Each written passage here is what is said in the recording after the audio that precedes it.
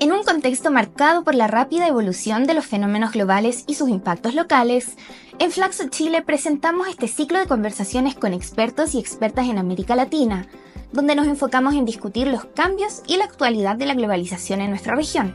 Con esto generamos un espacio de reflexión crítica y diálogo sobre las dinámicas contemporáneas de la globalización, considerando sus efectos económicos, sociales, culturales y políticos en nuestra diversidad de realidades a lo largo y ancho del continente, de manera que también podamos proponer caminos e ideas que permitan a América Latina aprovechar las oportunidades de la globalización de manera equitativa y sostenible. Estados Unidos, el hermano mayor del continente, por supuesto tiene un rol importantísimo en las relaciones internacionales y en las políticas exteriores de nuestro continente. No podemos negar que cada decisión, cada negociación y cada movimiento que la región experimenta considera sin duda los efectos que puede tener con el que históricamente ha sido uno de los principales socios políticos y económicos. ¿En qué momento están las amistades vecinales regionales con este hegemón en el contexto de la globalización en la actualidad? Con todos los bemoles que ello también significa, ¿no? De esto vamos a conversar hoy con la doctora Andrea Oelsner, profesora de Relaciones Internacionales y académica del Departamento de Relaciones Internacionales de la Universidad de San Andrés en Argentina. Bienvenida, Andrea, y muchas gracias por tu tiempo para conversar con nosotros. Muchísimo gusto, muchísimas gracias por la invitación. Andrea, hablar de las relaciones internacionales en nuestra región con Estados Unidos es bastante complejo, porque sabemos que son múltiples los ángulos desde los que podemos analizarnos. Sin embargo, considerando los cambios que ha experimentado la globalización en estas últimas décadas, ¿en qué situación crees tú que en general se encuentran las relaciones entre los Estados Unidos y América Latina y el Caribe? Em, en América Latina y el Caribe hubo entre el 18 y el 21, podríamos decir, hubo un giro a la izquierda y a la izquierda moderada. En Argentina, entre el 18 y 19 en Argentina y México, después en Perú, en Chile, en Bolivia, en Honduras. Con el triunfo de Biden y el nuevo gobierno de Biden en enero del 21, esto dio lugar para el optimismo de mejores relaciones entre, entre estas dos partes tan marcadas y tan diferenciadas de nuestro continente. Sin embargo, y esto vamos a ver que se repite. Hay aspectos positivos y siempre hay un sin embargo, siempre hay un pero. Ya sea por la pandemia y por los estragos que causó la pandemia en América Latina, ya sea por factores externos y por crisis que afectaron a la región o por incapacidades propias de nuestros gobiernos latinoamericanos, donde seguimos teniendo escenarios dominados por la corrupción, por un crecimiento bajo y lento. En América Latina, los gobiernos no llevaron adelante las transformaciones y los cambios que los votantes esperaban. Y esto fue marcando una erosión de la democracia, que la vemos cada vez más acelerada en América Latina. Una erosión de la democracia, ya sea desde la izquierda o desde la derecha, con izquierdas que se tornan más, eh, más represivas y derechas que también tienen un efecto muy erosionante en los derechos y las libertades de los ciudadanos. Entonces vemos la erosión de la democracia. Y en Estados Unidos, con lo cual esta primera sensación de que un giro a una izquierda más moderada en América Latina y un gobierno de Biden iban a resultar en mejores relaciones, empieza a disiparse un poco. Y por otro lado, para Estados Unidos cambiaron muy rápidamente las prioridades. Las prioridades no están en América Latina hace mucho tiempo, pero las urgencias estratégicas globales hicieron que todavía América Latina quedara más relegada de lo que está usualmente. Entonces, con la guerra en Ucrania, con la competencia estratégica con China y con la guerra en Medio Oriente, claramente vemos ahí que América Latina otra vez pasa de alguna manera al, al final de la fila, ¿no? De prioridades norteamericanas. Si nos fijamos, por ejemplo, para el 2023, el presupuesto de Estados Unidos para toda la región latinoamericana fue de 2.4 billones de dólares. Para Ucrania solamente, por supuesto está la guerra en Europa, pero solamente para Ucrania el presupuesto fue de 75, 2.4 contra 75 para un solo país. Con lo cual ahí vemos claramente que hay otra vez una especie de desacople de alguna manera, aunque sé que quiere decir otra cosa la palabra desacople, pero que que América Latina, para, y no una incongruencia, y América Latina tiene, esto seguramente vamos a seguir hablando de esto, pero América Latina no tiene las urgencias de otras regiones, podemos decir, por suerte, no tiene las guerras y por lo tanto no presenta las urgencias de otras regiones, tampoco tiene la visibilidad y la importancia estratégica. Estados Unidos no le da la visibilidad e importancia estratégica como para que sea una región importante por otras razones y después podemos ir sobre eso, pero hay otras razones por las cuales América Latina podría ser y es una región importante para Estados Unidos en particular y para el resto del mundo en general. Sí, justamente de esos temas vamos a profundizar más adelante y ahora me gustaría preguntarte un poquito más en detalle sobre la manera en que se ha reconfigurado la forma en que Estados Unidos se dirige a nuestro continente, a América Latina y el Caribe, pero considerando sobre todo la aparición, ¿cierto?, en las últimas décadas de otros hegemones u otros actores internacionales, como la Unión Europea, China, Rusia o Irán incluso, que tienen o buscan hoy en día un poder o una injerencia sobre nuestra región, ¿cierto? ¿Cómo mantiene Estados Unidos todavía su propio poder y su propia agenda para nuestra región, considerando los demás actores? Bueno, va en la misma línea, ¿no? Estaba viendo, hay un reporte del Council of Foreign Relations del 2008 en el que en el 2008, hace ya 15 años, ¿sí? Que advertía que la era de Estados Unidos como la influencia dominante en América Latina pasó. Y observan que que América Latina expandió sus relaciones con otros países, incluyendo, por supuesto, China, sobre todo China, mientras que Estados Unidos puso el foco en otros lugares. Estas observaciones de hace 15 años siguen teniendo validez hoy. En principio, me parece que eso es lo que está caracterizando. Con la Unión Europea también es muy interesante. Yo creo que el año pasado estuvo aquí Josep Borrell, que es una especie de canciller de la Unión Europea, ¿sí? de ministro de Relaciones Exteriores de la Unión Europea. Y ponía el énfasis en dos cosas importantes. Por un lado, América Latina es, fuera del Atlántico Norte, la región más democrática del mundo.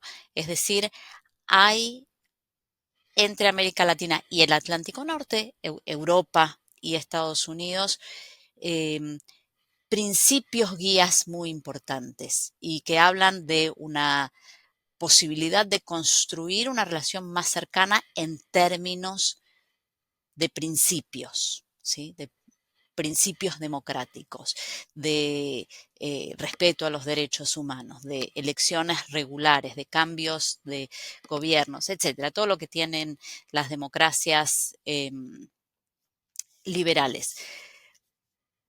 Por otro lado, en términos más pragmáticos y transaccionales, bueno, Borrell decía, ahí hay hay mucho menos espacio, ¿no? Esto incluso en el marco de el acuerdo que ya lleva 20 años de negociación, donde hubo algunos avances, pero no termina de, de concretarse, de materializarse el acuerdo entre la Unión Europea y el Mercosur, ¿sí? En esos términos, en términos más transaccionales y comerciales, hay menos complementariedad. Burrell lo decía muy claramente, ¿sí? América Latina puede ser el granero del mundo, puede ser, pero no el granero de Europa. Europa es autosuficiente porque están muy protegidas sus industrias alimenticias, pero Europa en términos alimenticios es autosuficiente, decía. Entonces, hay menos complementariedad ahí. Son relaciones complejas. Son relaciones complejas de todas maneras. Andrea, me gustaría hablar un poco más de la vecindad, ¿cierto? Las relaciones vecinales en nuestro continente hace rato que suelen estar en paz y unidad, ¿cierto? Muchas veces, dado que compartimos varias cosas, a pesar de ser tan diversos en nuestra región, y en la mayoría de los casos se transforma en una suerte de, tal vez podríamos decir, unión de fuerzas en contra de la injerencia histórica que Estados Unidos ha tenido sobre nuestra región, sobre el continente. ¿De qué manera crees tú que la globalización y sobre todo las nuevas tecnologías de la información han influido en esta dinámica que se genera? Bueno, el experto en tecnologías de la comunicación eres tú. Y entonces me da un poco de miedo hablar de eso con alguien que sabe tanto más. Te diría lo siguiente. Por un lado, podemos claramente ver que hubo, incluso en los últimos años en América Latina, ciertas tendencias a la regionalización y a la integración. La Alianza del Pacífico es un claro ejemplo. Mercosur sigue existiendo con sus altos y sus bajos. Hay arreglos más informales y más flexibles en América Central, por ejemplo, entre Costa Rica, Panamá y la República Dominicana, para mejorar sus oportunidades del nearshoring, que es otra tendencia después de la pandemia y de la crisis de las cadenas globales de valor. Hay mayor atención en la posibilidad de hacer nearshoring en vez de ir a buscar cadenas de valor y proveedores que estén lejanos geográficamente.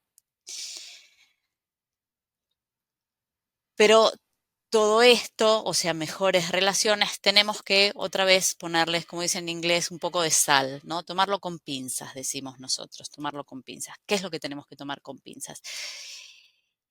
Vemos crecientemente polarización política dentro de los países y, como ya viene ocurriendo desde hace mucho tiempo, polarización política en la región.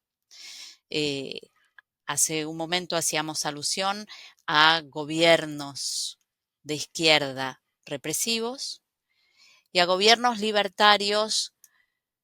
Digo libertarios porque, como se deben dar cuenta, yo estoy en Argentina, pero bueno, gobiernos de derecha que tienen a veces tendencias también a ir en contra y de alguna manera afectar principios importantes de las democracias liberales, reaccionarios totalmente, sí, gobiernos de derecha que... entonces vemos ahí una polarización en la región importante.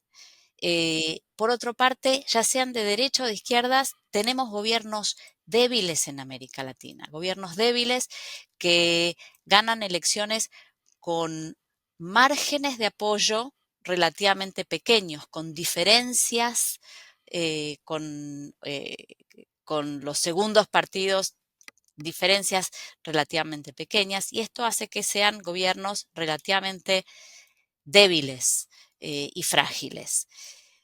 Tenemos entonces una erosión hacia la derecha y hacia la izquierda de las democracias. Y tenemos además, y esto me parece que es importante, un nuevo rol nuevo relativamente, pero un nuevo rol de las Fuerzas Armadas en América Latina.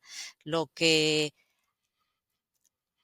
hace 40, 50 y 60 años lo habíamos visto en la participación de las Fuerzas Armadas en la forma de golpes de Estado y participación directa en los gobiernos, hacerse de los gobiernos, vemos que en las últimas décadas toma una forma diferente. Las Fuerzas Armadas van adquiriendo en muchos países, y ya sea en gobiernos de izquierda como de derecha, un rol importante, no necesariamente directamente en el gobierno, aunque en algunos lugares sí, no en la forma de golpe de Estado, pero el gobierno de Maduro tiene una participación de las Fuerzas Armadas en el gobierno, en la forma de ministerios, en la forma eh, de control de empresas estatales, etcétera, etcétera, muy fuerte. Pero también México tiene una participación de las Fuerzas Armadas en todo lo que tiene que ver con empresas estatales e inversiones del gobierno. Eh, y las Fuerzas Armadas de esta manera se van convirtiendo en eh, garantes de la estabilidad política. Y esto no necesariamente es bueno. No es bueno que las Fuerzas Armadas sean garantes de, las, de los regímenes políticos, porque le resta a los regímenes políticos, por un lado, capacidad de control civil sobre sus Fuerzas Armadas. Les da una voz mucho más fuerte a las Fuerzas Armadas en las direcciones estratégicas de los países.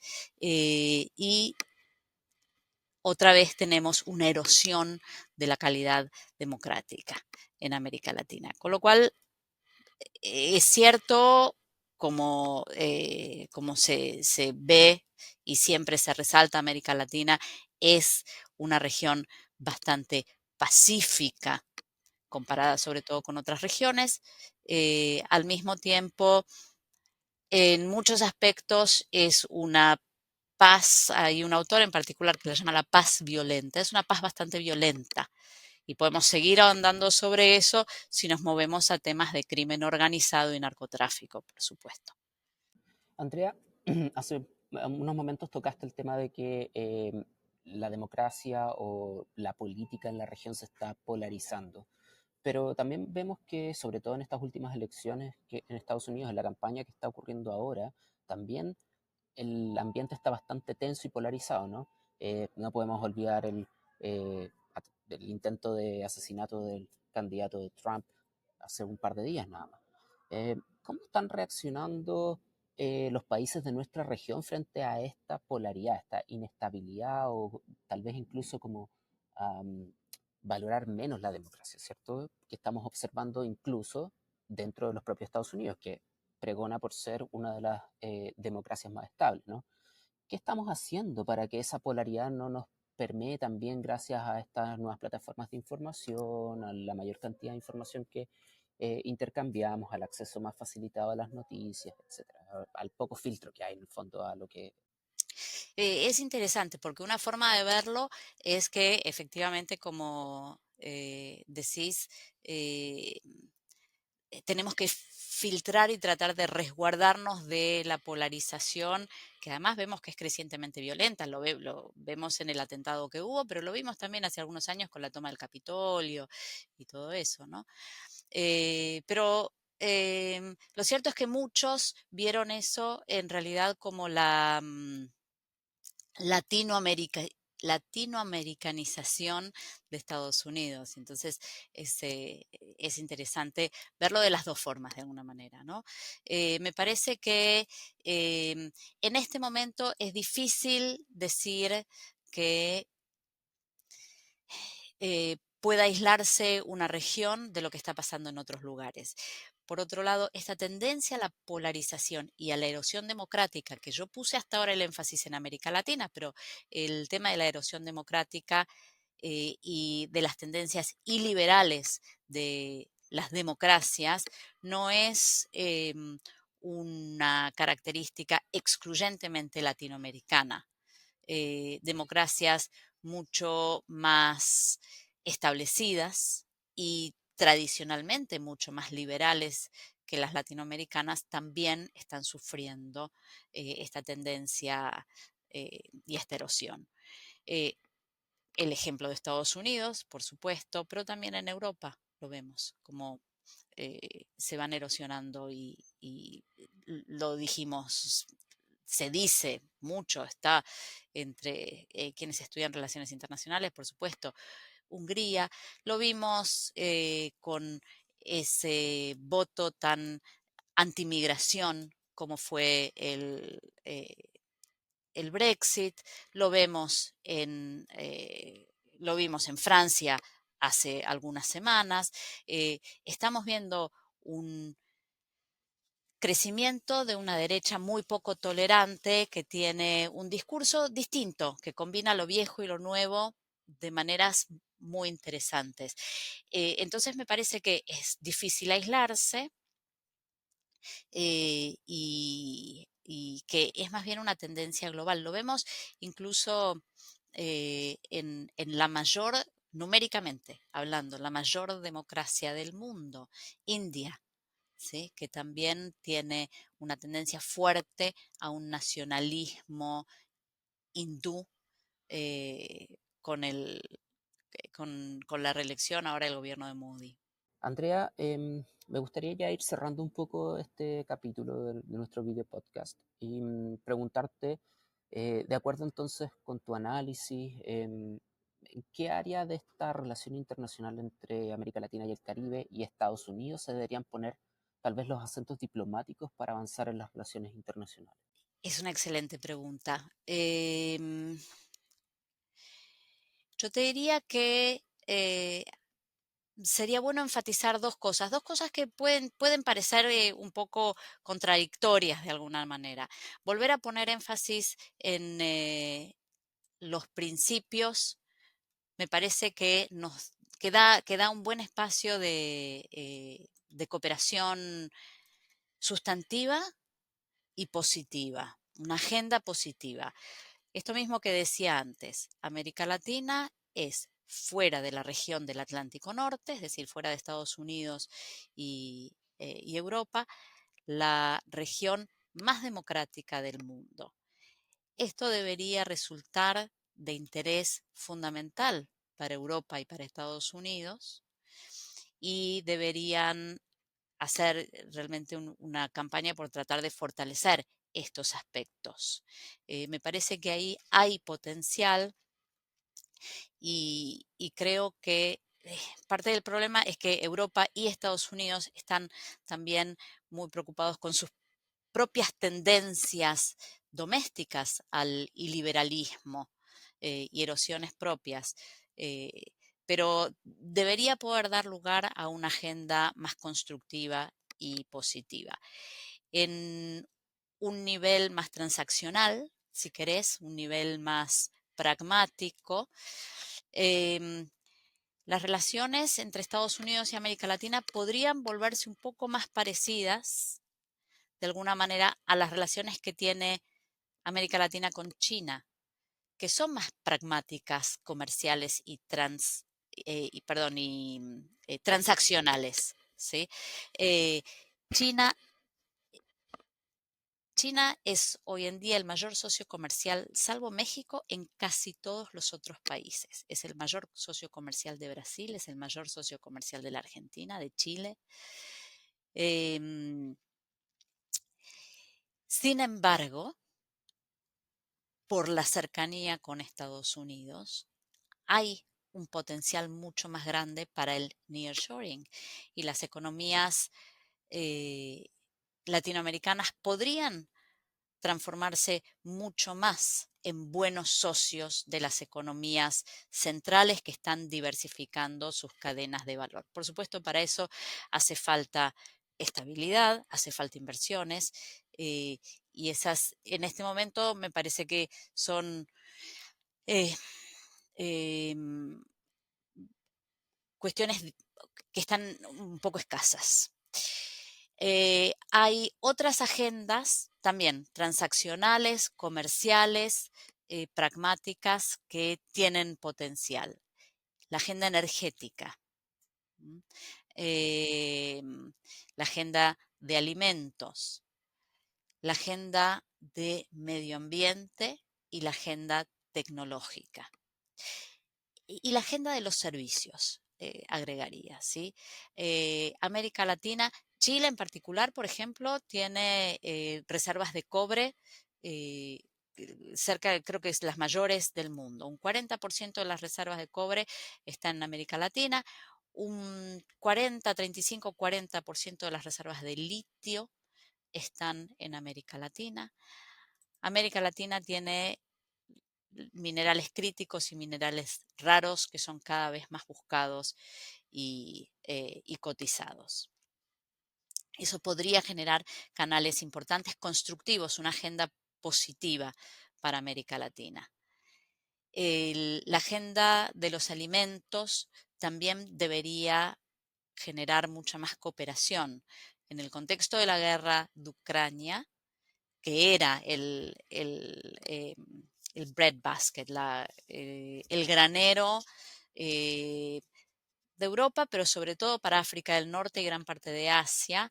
Bueno, hay un espacio creciente para la participación latinoamericana en esta agenda alimentaria.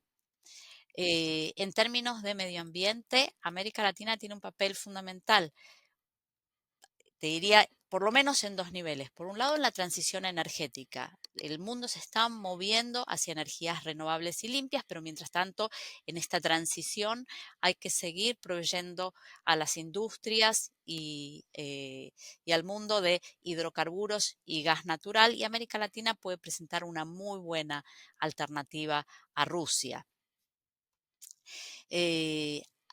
Y además puede proveer también de energías renovables. Tiene un buen mercado para las energías renovables, un buen potencial. América Latina también puede jugar un rol mucho más importante en lo que tiene que ver con la protección del medio ambiente. En términos de la lucha contra la deforestación, en América Latina está el Amazonas. ¿Sí? Entonces, cuestiones como deforestación y protección del medio ambiente son agendas claves para América Latina. Con más inversiones, el mercado de la tecnología, por ejemplo, los semiconductores en México, podrían ser claves en esta relación América Latina-Estados Unidos. Además, América Latina en general tiene buenos niveles de educación y es buen proveedor de servicios remotos para las economías centrales, con lo cual ahí hay mucho espacio para una agenda positiva. En términos generales, sin embargo, hasta ahora, la agenda entre América Latina y Estados Unidos está mucho más dominada por cuestiones negativas. Ahí tenemos el tema de las migraciones, el tema del crimen organizado, que dominan en general esta agenda de la región. Sí. Última pregunta que quisiera hacerte a partir de algo que tú mencionaste hace un momento, en este análisis tan en detalle, ¿no? De distintas áreas en donde podríamos, como América Latina y el Caribe, generar mejores relaciones con Estados Unidos. Me viene a la mente la idea de que tal vez es un buen momento, aprovechando la situación global y también la nueva, los nuevos estados de la globalización, tal vez es una oportunidad para que los distintos actores más locales en América Latina generen mejor intercambio entre sí. Sí, es un poco lo que decíamos antes, me parece, ¿no? Una mayor integración y hay una mayor integración. Me parece que parte de las dificultades de América Latina para generar mejores relaciones intrarregionales tiene que ver, por un lado, en que naturalmente es una región que tiene más áreas de competencia que de cooperación. Es más fácil la competencia. Los países latinoamericanos en general producen lo mismo y consumen lo mismo, con lo cual no se logró lo suficiente en América Latina crear economías em, eh, complementarias, ¿sí? Para mí un ejemplo clave es el Mercosur, que se fue gestando en los años 80 con las transiciones a la democracia con mucho entusiasmo, que se aceleró en la década del 90 y que hoy en día, 30 años después, sigue siendo una unión aduanera imperfecta, ¿sí? No llegó y se creó con la perspectiva y la ambición de ser la Unión Europea de América Latina, de América del Sur, y hoy en día sigue siendo una unión aduanera imperfecta. Con lo cual, ahí tenemos una cuestión que hace a veces más difícil la integración y un diálogo sustantivo en América Latina. Por otro lado, tenemos en América Latina una cantidad muy grande de organizaciones regionales y de tratados mini y multilaterales, pero vemos que al mismo tiempo están cada vez más paralizados, ¿sí? La Organización de Estados Americanos, que durante la Guerra Fría se quedaba un poco marginalizada porque se la veía como un instrumento de la política norteamericana hacia la región, que en los años 90, con toda la agenda de los derechos humanos, cobró mayor importancia. Vemos hoy en día que otra vez tiene un rol un poco desdibujado y marginal en la región. Y esto lo vamos viendo con varias otras de las instituciones políticas y de consenso y concertación regionales. Quedan desdibujados, con lo cual me gustaría ser mucho más optimista ahí, porque me parece que para poder tomar buen provecho de las oportunidades de las que hablaba antes, sería importante poder tener instituciones regionales más fuertes que nos permitan negociar desde un lugar de mayor fortaleza. Y es como que América Latina no termina de lograrlo, sea por las polarizaciones y por las diferencias políticas de los países en la región, sea por las polarizaciones y por las preocupaciones domésticas que dominan la agenda política en cada uno de los países de la región. Resulta difícil. Bueno, conversábamos con Andrea Belzner, doctora en Relaciones Internacionales y profesora de Ciencias Sociales de la Universidad de San Andrés en Argentina. Muchísimas gracias, Andrea, por esta interesante conversación, por tu análisis. Tocamos temas muy importantes, pero lamentablemente se nos acabó el tiempo hoy. Y nuevamente muchísimas gracias por compartir con nosotros y por supuesto esperamos tenerte pronto de vuelta en Flaxo como ya es casi habitual en ti. Muchísimas gracias. Nos vemos.